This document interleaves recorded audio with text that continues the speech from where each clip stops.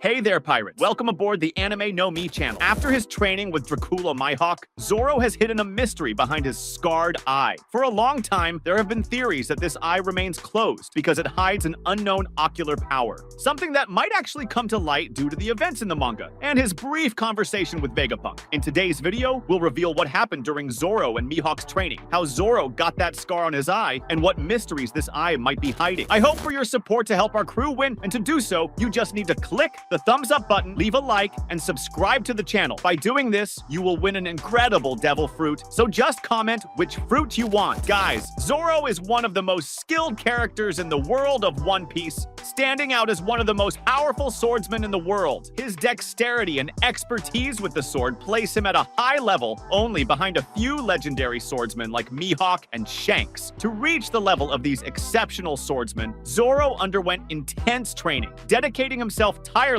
to improving his skills so that he could achieve his dream, and the promise he made to a special person in his past, the dream of becoming the greatest swordsman in the world, the title given to the one capable of defeating any swordsman in the world. But Zoro's dreams alone were not enough for him to reach the level he needed, especially to protect his crew. During this rigorous period of learning, Zoro not only refined his swordsmanship, but also acquired impressive new techniques. These newly acquired skills allowed him, in the present, to deliver a formidable blow capable of cutting even Kaido, one of the most resilient and feared pirates in the world of One Piece. But this was only possible after he trained with someone he never imagined could one day become an allied Dracula Mihawk, the current greatest swordsman in the world. Since Mihawk was the former rival of Shanks, they both competed for the title of the world's greatest swordsman. However, after Shanks lost his arm protecting Luffy from an attack, Mihawk took the title. Knowing this, in his first encounter with Mihawk, Zoro decided to face him, but he lost quickly. Mihawk intended to take Zoro's life, but recognized Zoro's great potential. So, Mihawk wanted to show Zoro the vast power gap between them, sparing him a tragic end. Mihawk allowed Zoro to survive and train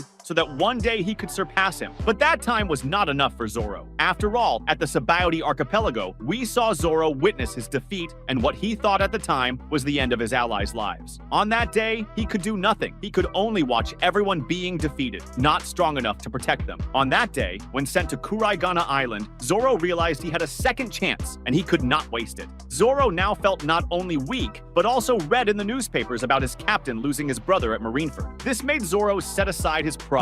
For him, his friends were more important, and now he desired to become stronger, surpass the impossible, and become invincible, no matter what he needed to abandon. He needed to protect the people who trusted him. Zoro then bowed to Mihawk. The Straw Hat Swordsman begged to be trained by the one he once vowed to defeat, and Mihawk, in turn, came to admire Zoro for his attitude and agreed to help him evolve. Meeting Mihawk again was not Zoro's choice. This time, he did not intend to challenge him. Instead, he chose to absorb every lesson, every observation, and use it as fuel for his relentless determination to surpass his own limits on his path to becoming the greatest swordsman in the world. His training was quite complicated. Mihawk pushed Zoro to his limits to become stronger, so Zoro went through many hardships with rigorous training. At the beginning of his training, Zoro had to fight various human drills with the ability to analyze and copy abilities, in this case, copying swordsman skills, copying Mihawk's techniques and blade skills. Fighting them, Zoro refined his skills. During those days, Zoro's first major challenge was the leader of that group, and also the most powerful among them. Zoro had to face a gigantic Kumandrel, who was much more experienced in swordsmanship than those Zoro faced previously. It copied many of Mihawk's techniques accurately.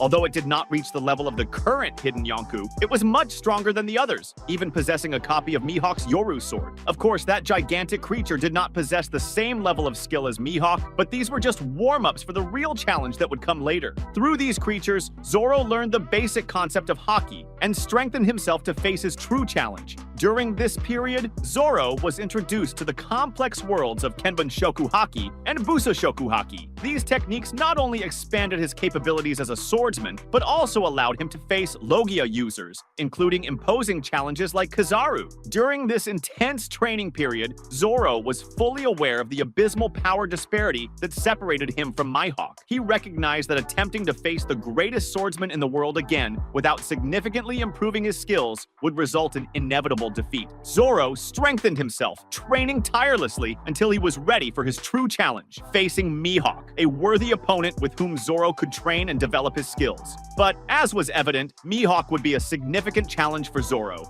During Zoro and Mihawk's training, at some point, Mihawk cut one of Zoro's eyes, weakening part of his vision, but apparently it was not something that bothered Zoro during his training. The training Mihawk imposed on Zoro was incredibly grueling. The master swordsman pushed Zoro to his limits repeatedly, forcing him to become more resilient, faster, and stronger. There were moments when Zoro was on the brink of death, completely exhausting his energy. However, giving up was not an option for the young swordsman, and the injury to Zoro's eye was not the only one he received. In the subsequent fights, Mihawk was skilled enough to injure Zoro multiple times, inflicting minor cuts and bruises over the 2 years. However, during a particularly intense moment of this training, Mihawk decided to cut one of Zoro's eyes. Zoro, now with a scar and deprived of vision in one eye, continued his training with unwavering determination. Each wound, each mark, became a testament to his tireless dedication to becoming the greatest swordsman in the world, even if it meant sacrificing part of his own vision. In fact, the loss of vision in one of his eyes ended up becoming an essential quirk in Zoro's evolution as a swordsman. Under Mihawk's guidance, he learned to adapt to this new condition, turning an apparent limitation into a strategic advantage. With the loss of vision in one eye, Zoro refined his remaining senses, especially his Kenbun Shoku Haki, the observation haki, which expanded his perception of the environment around him. He not only became more attentive to his opponent's movements, but also developed a remarkable ability to anticipate attacks and reactions. Mihawk has the title Hawk Eyes because of his eyes capable of seeing long distances. They are not special eyes, do not have a special ability, or anything like that.